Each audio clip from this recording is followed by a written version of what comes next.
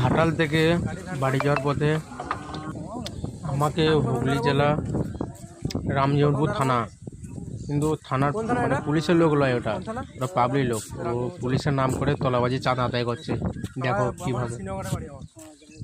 রামজীবনপুর চলো। লোকাল গাড়িগুলো যদি বলো যে পয়সা লাগবে, লোকাল গাড়িগুলো দাদা, লোকাল গাড়িগুলো বলছি পয়সা লাগবে, তাহলে হয় তুমি বলো।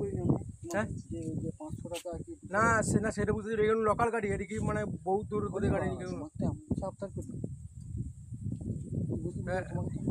ও আমাকে বলছে 500 টাকা লাগবে, নাহলে ছাড়বো না। ঠিক আছে, 500 ধরবো, স্যারকে ফোন করে দেবো, কোনো অসুবিধা নেই।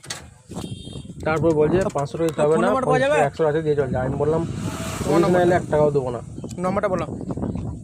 দেখো নাম্বার দিতে দাও। 16 80 16 13 32 42 মিস কলটা দিয়ে দিচ্ছি। দাও। এটা কিন্তু রামজীবনপুর থানার কিন্তু অনেক কলঙ্ক হলো। রামজীবনপুর থানা আর জেলা হচ্ছে হুগলি জেলা। কি আর বলবো, পাবলিক লোকগুলো পুলিশের নাম করে তলাবাজি হচ্ছে। এটা কিন্তু রামজীবনপুর থানা।